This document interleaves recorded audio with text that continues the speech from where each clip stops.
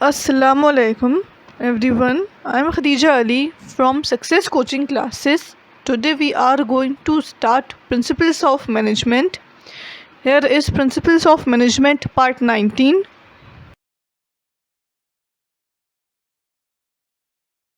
Nature of Organization.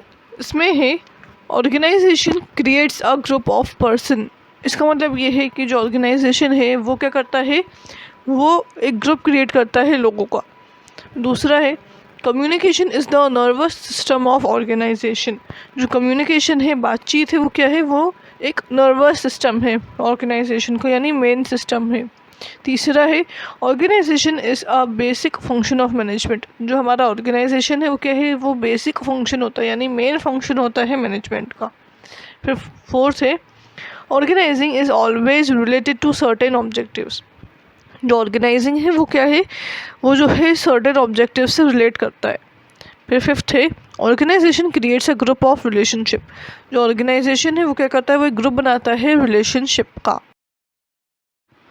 चलिए अब हम आगे देखते हैं। आगे है an organization creates group of person. इसमें है an organization is a group of people contributing their efforts towards the attainment of goals.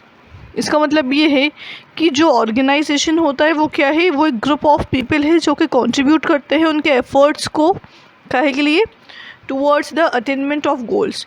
जो भी हमारे गोल्स हैं उनको अटेन करने के लिए। फिर है पीपल फॉर्म ग्रुप और organization to accomplish common objectives and pool their efforts by defining and dividing various activities, responsibility and authority. इसका मतलब ये है जो पीपल फॉर्म करते हैं ग्रुप को या फिर ऑर्गेनाइजेशन को काहे के लिए, अकम्प्लिश करने के लिए कॉमन ऑब्जेक्टिव्स को, और पूल करने के लिए उनके एफर्ट्स को। वो उनके एफर्ट्स को कहाँ लगाते हैं, वो उनके एफर्ट्स को लगाते हैं डिफाइन और डिफाइनिंग एंड डिवाइडिंग। डिफाइन करने के लिए और डिवाइड करने के लिए बहुत सारे एक्टिविटीज़, रिस्पॉन्सिबिलिटी और अथॉरिटी में। फिर सेकंड पॉइंट है communication is the nervous system of organization. इसमें है the organizational members are able to communicate with each other and they coordinate their activity. इसका मतलब ये है कि जो ऑर्गेनाइजेशनल मेंबर्स होते हैं वो क्या करते हैं, वो एबल होते हैं एक दूसरे से कम्युनिकेट करने के लिए और कोऑर्डिनेट करने के लिए एक्टिविटीज़ में। फिर है no organization can survive without an effective system of communication. कोई भी ऑर्गेनाइजेशन जो है वो बिना इफेक्टिव सिस्टम ऑफ कम्युनिकेशन के सर्वाइव नहीं कर सकता। कम्युनिकेशन का होना वहाँ बहुत ज़्यादा ज़रूरी है, जिससे कि लोगों को समझ में आए कि उनको क्या काम करना है। अगर ऑर्गेनाइजेशन में एक अच्छा कम्युनिकेशन सिस्टम होगा तो लोगों को ये मालूम होगा कि उनको किसके साथ काम करना है और क्या काम करना है। चलिए अब हम आगे देखते हैं। आगे है organizing is a basic function of management. इसमें है it is essential for the achievement of organizational objectives. ये बहुत ज़रूरी है अचीवमेंट के लिए ऑर्गेनाइजेशनल ऑब्जेक्टिव्स की।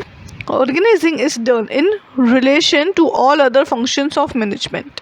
ये हमारा जो ऑर्गेनाइजेशन है वो जो है दूसरे फंक्शंस ऑफ मैनेजमेंट के साथ करा जाता है, जैसे कि planning, staffing, directing and controlling.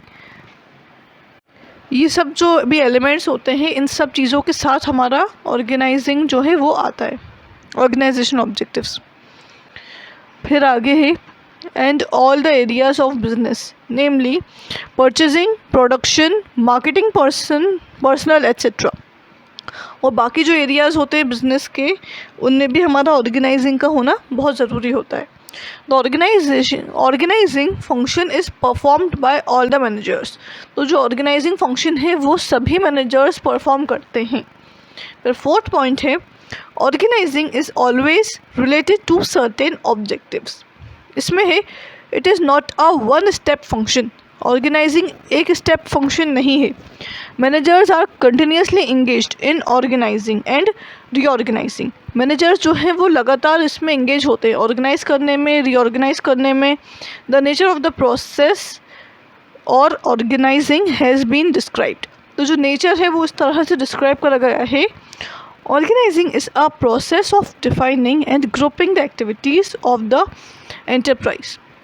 जो ऑर्गेनाइजिंग है वो एक प्रोसेस है डिफाइन करने की और ग्रुप करने की एक्टिविटीज़ को एंटरप्राइज के, and establishing authority relationship among them.